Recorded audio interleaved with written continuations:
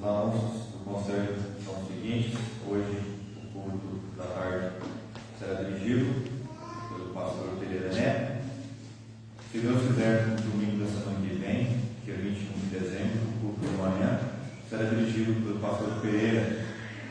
E neste culto teremos a administração da Santa Ceia. O culto da tarde será dirigido pelo presbítero Pedro Magno. As coletas de hoje serão destinadas, a primeira para a escola Arco-Íris e a segunda para o fundo de manutenção. E as coletas da semana que vem, a primeira será destinada para a diaconia e a segunda para o fundo de manutenção. A coleta da semana passada, com destino ao Instituto João Paulino, rendeu o valor de R$ 576. E para o fundo de manutenção, rendeu o valor de R$ 294. Até aqui, os anúncios do Conselho. Que Deus nos dê um culto abençoado.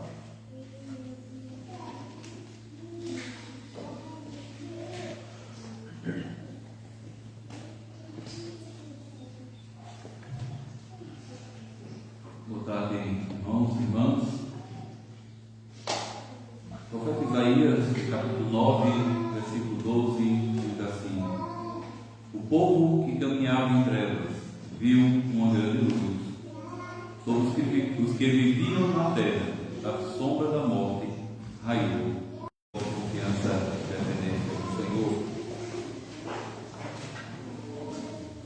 Amada Igreja do Senhor Jesus Cristo, onde está o nosso socorro? O nosso socorro está em nome do Senhor, Criador dos céus e da terra. Graça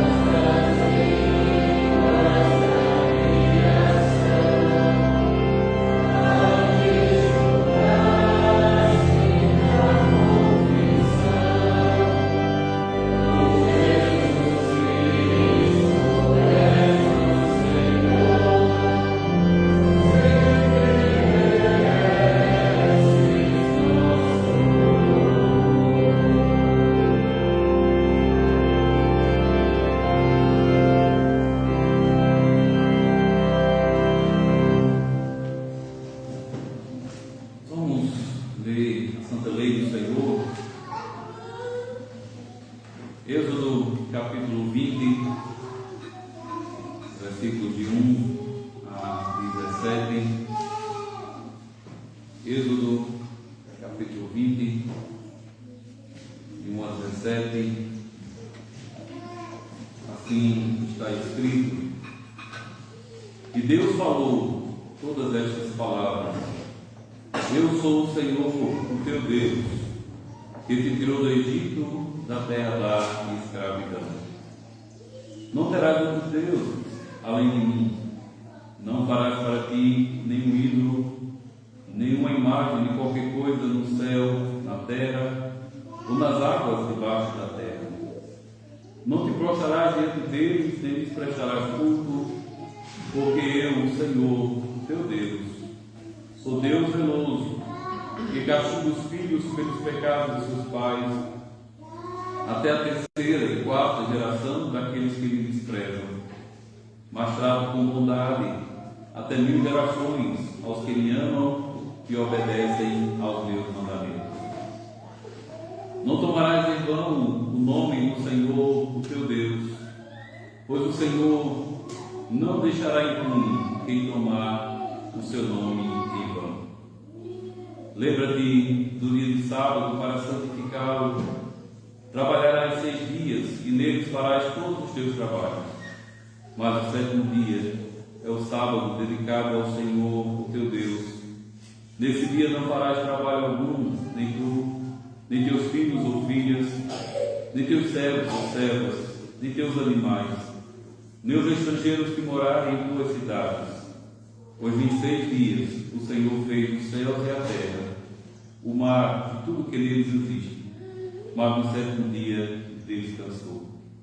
Portanto, o Senhor abençoou o 7º dia e o santificou. Honra teu pai e tua mãe, a fim de que tenhas vida longa na terra que o Senhor, o teu Deus, te dá. Não matarás, não adulterarás, não furtarás, não darás falso testemunho contra o teu próximo,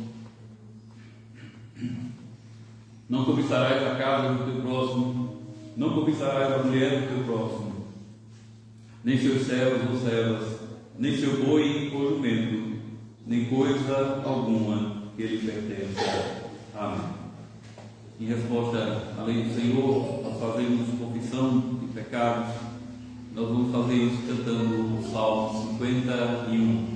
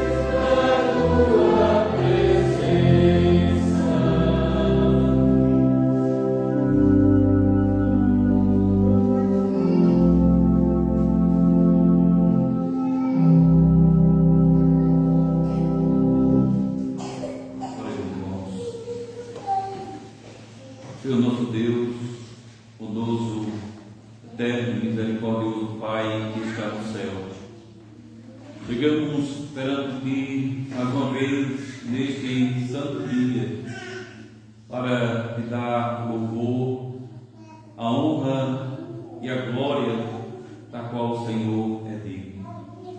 Sabemos, Senhor, que estamos distantes de Te adorar, de Te servir como Tu queres, mas, Senhor, por Tua misericórdia e pela mediação do Teu bendito Filho, o nosso Senhor Jesus Cristo, nós Te pedimos mais uma vez, neste dia, o perdão dos nossos pecados.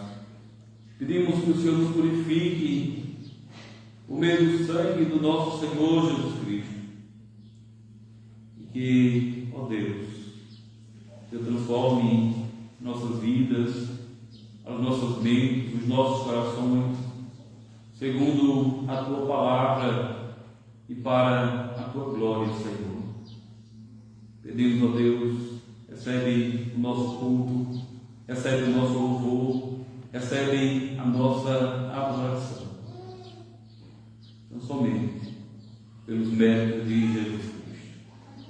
Nosso Deus e Pai, rogamos a Tua bênção sobre nós, sobre o Teu povo aqui, sobre aqueles que, por alguma razão justa, não puderam vir nesta tarde. O Senhor visite com a Tua graça, com o Teu poder. Senhor Deus, por nossos irmãos que estão em viagem, guardando, protegendo, livrando do mal, Senhor. Você também, ó Deus, com os enfermos, estende a Tua mão de graça, restaurando, estabelecendo a saúde, dando força, ó Senhor, a cada um dos nossos irmãos. Abençoe, ó Senhor, Tua igreja ao redor do mundo, fortalece o Teu povo, levanta, ó Deus, a Tua igreja com graça, com poder, para proclamar o Teu Evangelho, para anunciar o Teu reino, Senhor. E assim, ó Deus, chamar para Ti os Teus amigos. Abençoe-nos, ó Deus, nessa tarde, abençoe o ministro da palavra, para que fale da Tua palavra com graça, e que os corações, Senhor, sejam tocados pelo Teu poder, e assim sejamos transformados segundo a Tua palavra e o Teu Espírito Santo.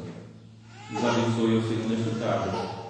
Nós Te rogamos em nome de Jesus Cristo, Teu Filho. Amém. Meus irmãos, a palavra do Senhor nos diz em 1 João, capítulo 1, versículo 9: se confessarmos os nossos pecados, Ele é fiel e justo para nos perdoar e nos purificar de toda injustiça. Assim, confessando ao Senhor os nossos pecados, confiamos de que somos perdoados por Sua graça, e Ele nos purifica para fazer a Sua vontade, para adorarmos em espírito e em verdade. Vamos mais uma vez abrir a palavra do Senhor. Faremos a leitura em Gálatas, capítulo 4, versículo 4, e depois de Romanos, capítulo 8, os versículos de 1 a 4. Gálatas, capítulo 4, versículo de 1 a versículo 4. Gálatas 4.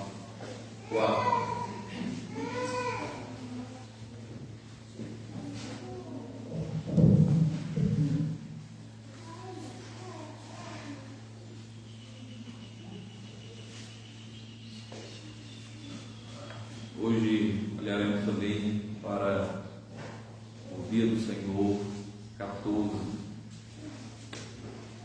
Gálatas 4 diz assim, a palavra do Senhor: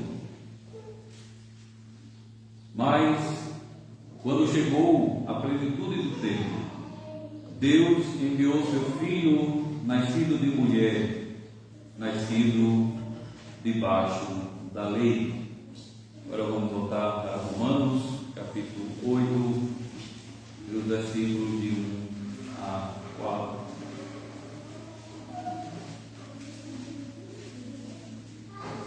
Romanos 8,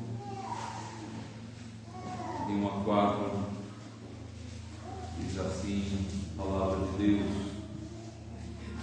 portanto, agora já não há condenação para os que estão em Cristo Jesus. Porque por meio de Cristo Jesus, a lei do Espírito de vida me libertou da lei do pecado e da morte.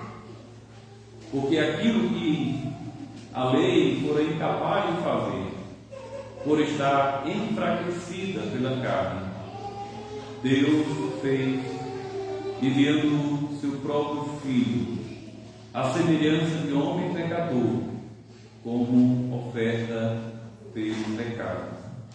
E assim condenou o pecado na carne, a fim de que as justas evidências da lei fossem plenamente satisfeitas em nós, que não vivemos segundo a carne, mas segundo o Espírito. É aqui a leitura da palavra de Deus. Vamos também cantar o Salmo 24.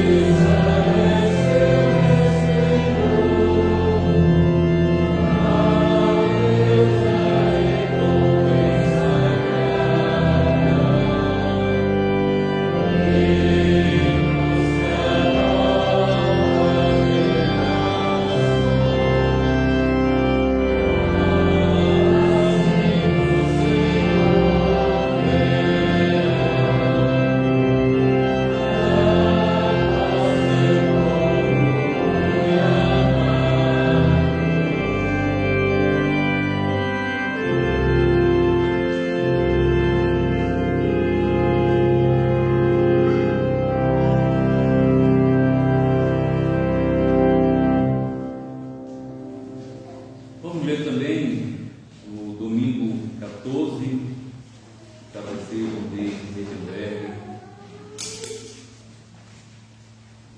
De manhã nós falamos sobre o contexto do nascimento do Senhor Jesus, especialmente na perspectiva de José, também sobre o significado do seu nome. Pela providência de Deus, hoje, no 2014, também vamos falar da importância de Cristo ter nascido de mulher, nascido de uma virgem. Domingo 14, pergunta 35. O que você confessa quando diz que Cristo foi concebido pelo Espírito Santo e nasceu da Virgem Maria? Confesso que o eterno Filho de Deus, que é e permanece verdadeiro e eterno Deus, assumiu a verdadeira natureza humana da carne e do sangue da Virgem Maria, por obra do Espírito Santo. Assim, ele é de fato o descendente de Davi, igual a seus irmãos em tudo, mas sem pecado. Que importância tem para você a santa concepção e nascimento de Cristo? Ele é nosso mediador e, com sua inocência e perfeita santidade, cobre diante da face de Deus meu pecado, no qual fui concebido e nascido. Amados irmãos e irmãs do Senhor Jesus Cristo, nos últimos domingos meditamos sobre os nomes do nosso Salvador e sobre o que ele nos ensina a respeito de quem é Cristo. A partir desse domingo 14, o Catecismo nos conduz a considerar a obra de Cristo. Nós vimos quem é Cristo e agora veremos qual é a sua obra que Cristo fez. Nós seguimos o padrão do credo apostólico, que primeiro nos fala da obra realizada por Cristo em sua humilhação e depois da obra realizada em sua exaltação. Por humilhação de Cristo, entendemos que, embora ele possuísse por direito toda honra e glória, ele não se apegou a essa glória, mas assumiu a forma de servo, tornando-se o servo sofredor. Por exaltação, entendemos que ele foi novamente revestido de honra e da glória que tinha com o Pai antes da encarnação. Nesse domingo 14, meditamos no primeiro passo da humilhação de Cristo, no seu nascimento. Isso, como já disse, é um assunto bem propício para os nossos dias, para o dia de Advento, para o dia que antecede o Natal.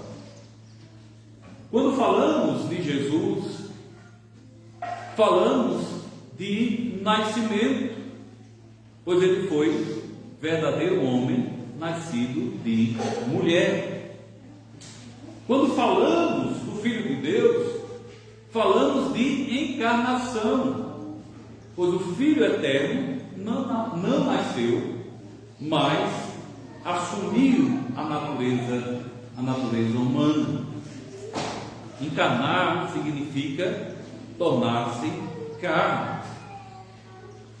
O apóstolo Paulo escreve em Gálatas 4:4, como vimos: vindo, porém, a plenitude do tempo, Deus enviou seu Filho, nascido de mulher, nascido sob a lei. Nesse único versículo, somos levados ao coração do mistério da encarnação.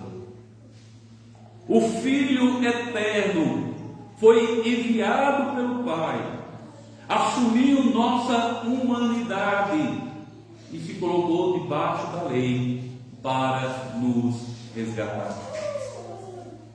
A encarnação foi um profundo ato de humilhação. O Criador tornou-se criatura. A majestade divina se revestiu de humilde humanidade. Embora permanecesse verdadeiro Deus, o Filho não se apegou à igualdade com o Pai, mas voluntariamente tomou a forma de servo e se submeteu à vontade do Pai. O Catecismo nos ensina que Cristo permaneceu verdadeiro Deus mesmo ao tornar-se homem. Isso era absolutamente necessário para a nossa salvação. Nenhuma criatura poderia suportar o peso da ira de Deus contra o pecado e ainda viver para salvar outros. Somente o Filho eterno, pelo seu poder divino, pôde tomar sobre si esse peso e vencê-lo. Além disso, somente a morte de alguém que fosse verdadeiro Deus teria valor suficiente para quitar plenamente a dívida do pecado do povo eleito de Deus. Se Cristo fosse apenas homem, sua morte teria valor limitado. As Escrituras testemunham claramente que Jesus Cristo é verdadeiro Deus. Ele é chamado Deus, Filho de Deus e Senhor. Possui atributos divinos como onisciência, onipotência, onipresença, eternidade e imutabilidade. Realiza obras que somente Deus pode realizar. Ele cria, sustenta, perdoa pecados, ressuscita os mortos, recebe honra e adoração, algo que pertence exclusivamente a Deus. Ao mesmo tempo, o Catecismo enfatiza que Cristo foi verdadeiro homem. Isso também era necessário. A justiça de Deus exige que a mesma natureza que pecou pague pelo pecado. Por isso, o Filho assumiu nossa carne e nosso sangue. Ele participou plenamente da natureza humana, como nos ensina a Escritura, tornando-se semelhante a nós em tudo, exceto no pecado. Ele nunca pecou. Cristo assumiu nossa carne e nosso sangue. Lucas traça a sua genealogia até Adão, para mostrar que ele é verdadeiramente humano.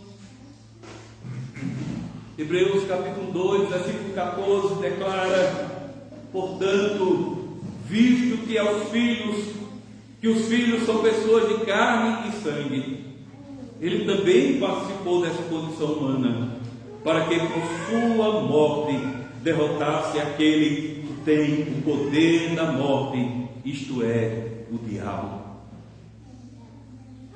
Mas como poderia Cristo ser verdadeiro homem e ao mesmo tempo um homem justo, se todos os descendentes de Adão nascem em pecado? A resposta está no milagre da encarnação. Cristo nasceu de mulher, assumindo nossa humanidade. mas foi concebido pelo Espírito Santo. Assim, ele não herdou a culpa e a corrupção do pecado de Adão. Foi verdadeiro homem, mas sem pecado. Por meio desse nascimento milagroso, Deus também cumpriu sua promessa a Davi. Maria e José pertenciam à casa de Davi.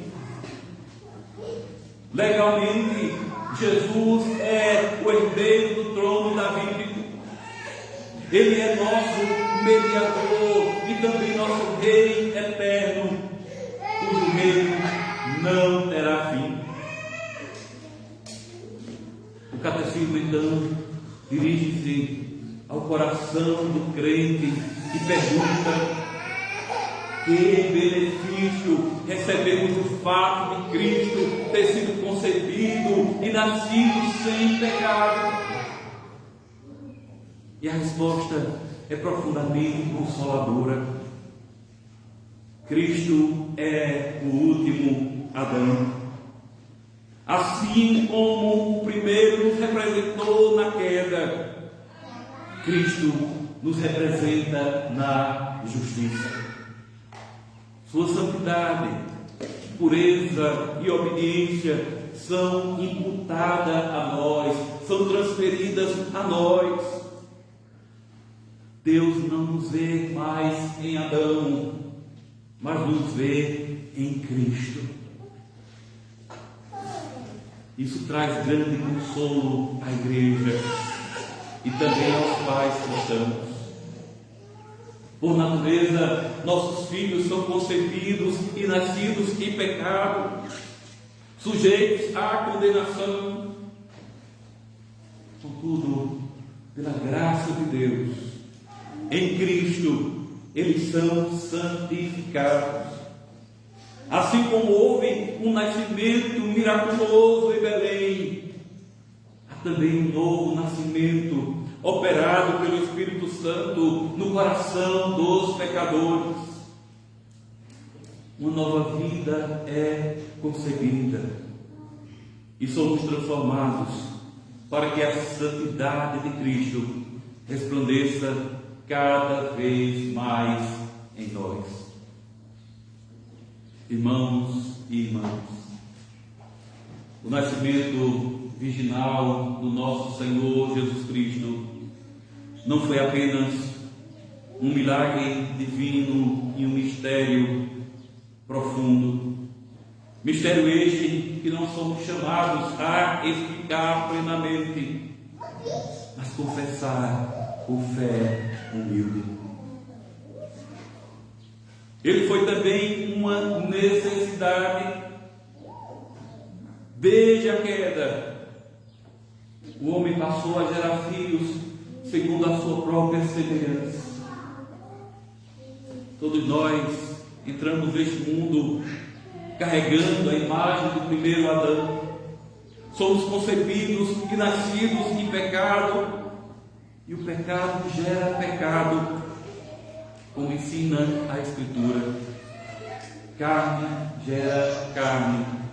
Trata-se de um ciclo do qual nenhum ser humano é capaz de escapar ou se libertar. Jó expressa essa realidade de forma contundente ao perguntar: quem pode fazer sair o puro do impuro? Ninguém. E o profeta Jeremias confirma a mesma verdade ao declarar: pode o etíope mudar a sua pele, ou o leopardo as suas manchas? Então também vocês poderiam fazer o bem estando acostumados a fazer o mal. Por isso, um novo começo era absolutamente necessário. Não uma simples melhora, não uma reforma moral, mas um começo totalmente novo. Esse ciclo precisava ser quebrado. E tal início não poderia proceder da terra, mas somente do céu. Ele nasce do amor soberano de Deus. O próprio Senhor prometeu esse novo começo logo após a queda, quando anunciou que a semente da mulher viria para esmagar a cabeça da serpente. Esse Salvador nós conhecemos pelo nome Jesus. Somente o Filho de Deus poderia desfazer o dano causado pelo pecado. Somente Ele poderia romper esse ciclo de condenação. Nele, Deus faria um novo começo para o seu povo.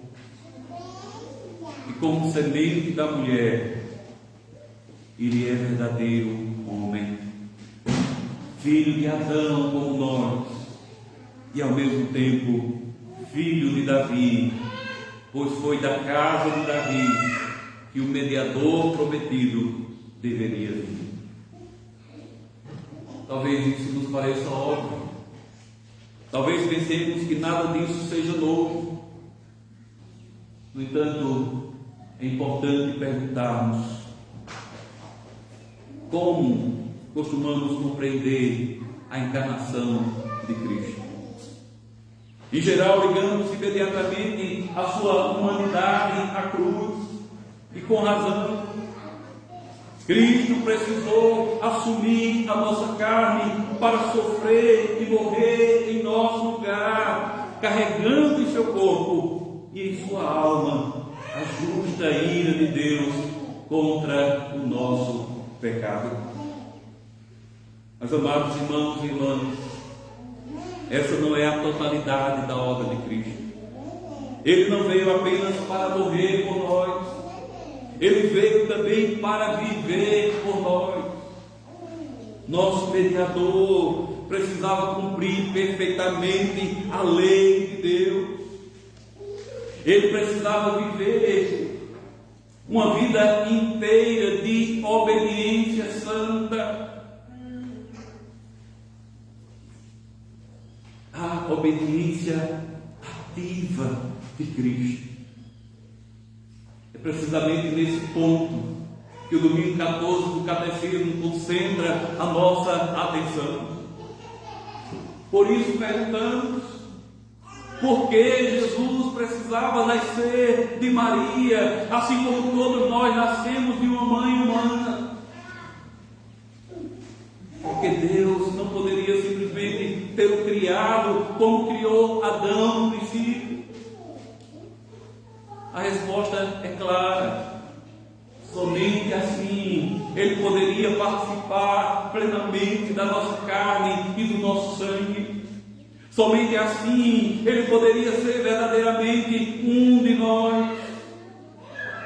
E a justiça de Deus exige que a mesma natureza humana que pecou seja também aquela que satisfaça esse pecado. Satisfaça por esse pecado. Cristo precisava ser semelhante a nós em tudo, exceto no pecado. A lei de Deus não exige apenas a morte do pecador, ela exige uma vida de perfeita obediência. Toda a vida de Cristo teve de ser vivida sob a lei e perfeita submissão à vontade do Pai.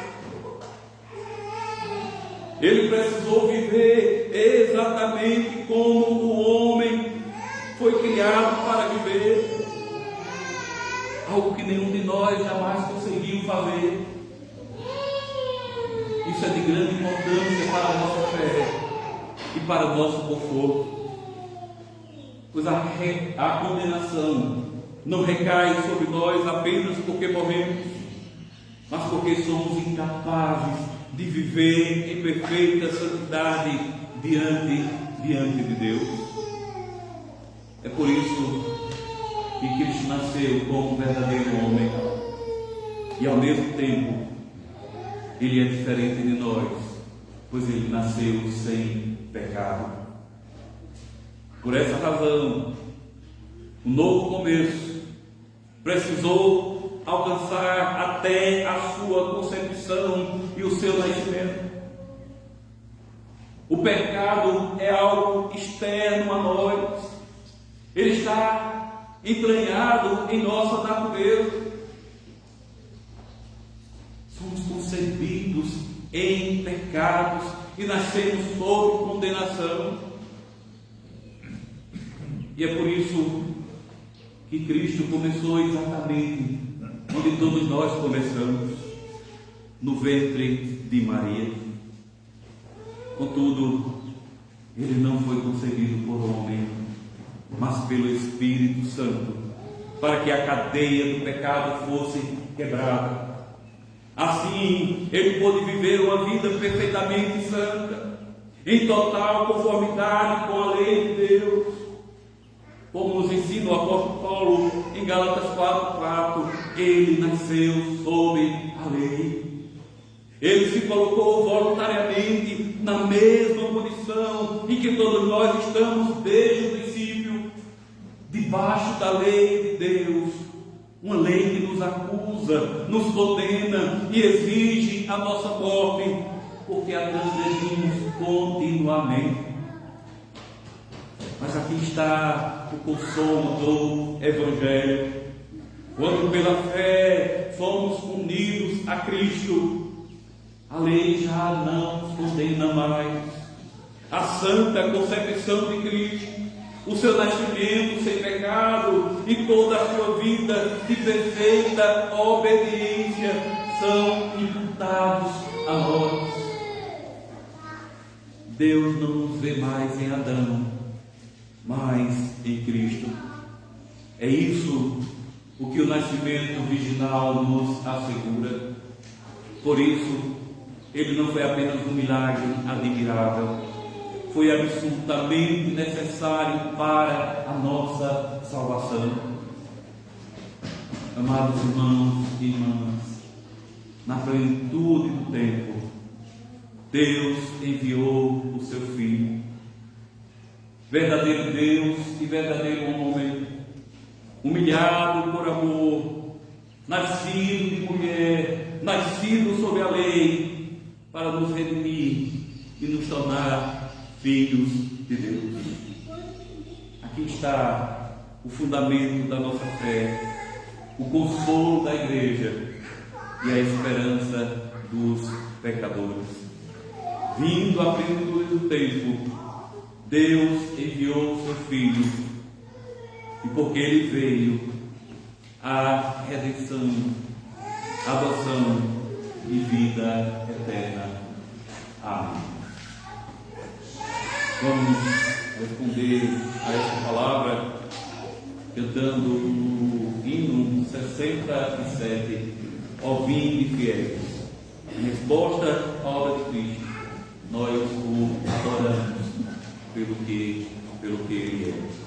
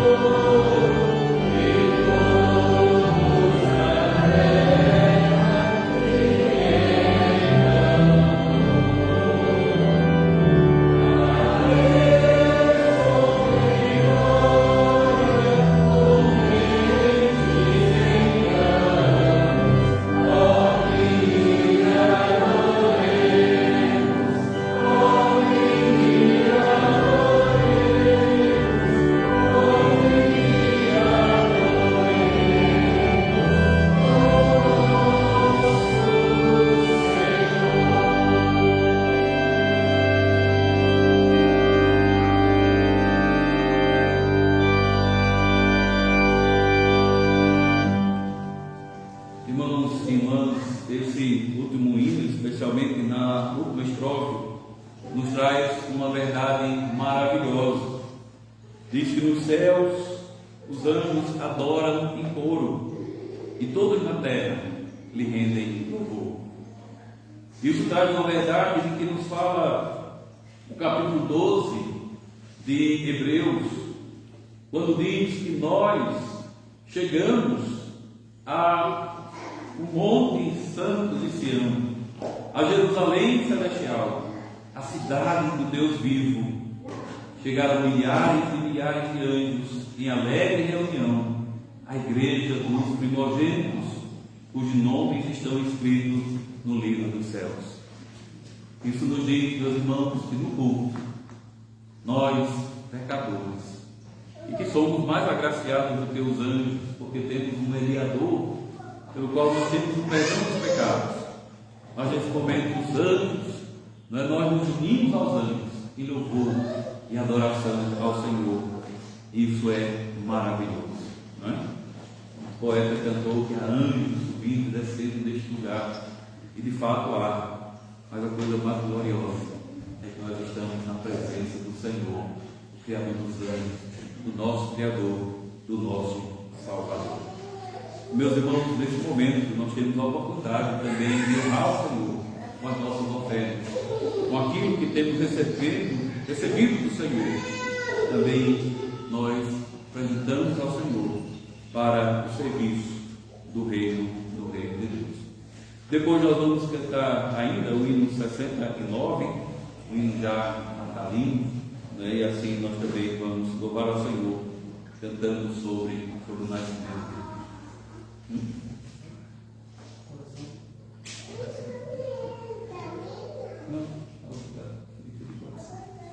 Irmãos, na alegria e empolgação, acabei esquecendo de orar, depois me lembra que eu ainda não orei depois da pregação. Vamos orar. Nosso Deus e Pai que está no céu, nós te louvamos, Senhor, te agradecemos por tua palavra, te agradecemos porque tu nos deste Jesus Cristo, nascido de mulher, nascido como homem, Deus que se fez homem e habitou entre nós, para que nós pudéssemos ter perdão dos pecados e a vida eterna. Te agradecemos, Senhor, rogamos a tua bênção sobre nós, sobre a semana que está diante de nós, sobre cada irmão, cada irmã, cada jovem, cada criança. E agradecemos, Senhor, também pelo ano letivo da escola cristã, Arco-Íris, porque o Senhor sustentou, o Senhor supriu as necessidades da nossa escola, o Senhor abençoou com professores talentosos para guiar os pequenos nos teus caminhos, e também caminho do conhecimento, também pelo nosso diretor. Rogamos, ó Pai, a tua bênção sobre conclusão do ano letivo, e também pedimos a tua bênção, Senhor, para o próximo ano. Pedimos pelos professores, pelo nosso diretor, pelos alunos, Senhor. Pedimos por aqueles que estão saindo, também por aqueles que estarão chegando, e que, ó Deus, teu nome em tudo seja louvado, exaltado e glorificado. Abençoe, Senhor, ofertas levantadas neste dia, e cumpra, ó Deus, o teu propósito e redunde em louvor e glória do teu nome. Nós te rogamos tudo isso em nome de Jesus Cristo, teu Filho. Amém. Obrigado por nos lembrar. Então vamos agora ter o nosso ofertório e depois nós vamos cantar no 69. Vinde cantar.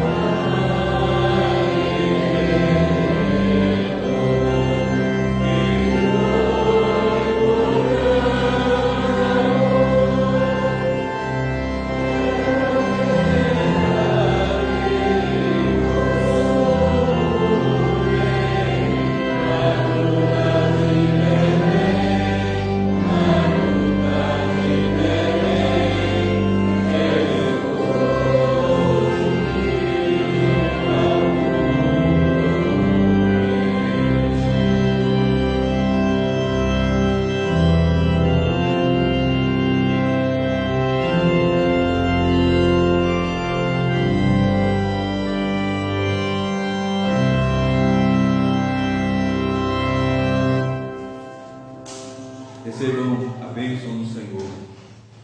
O Senhor te abençoe e te guarde. O Senhor faça resplandecer o seu rosto sobre ti e tenha misericórdia de ti. O Senhor sobre ti levante o seu rosto e te dê a paz.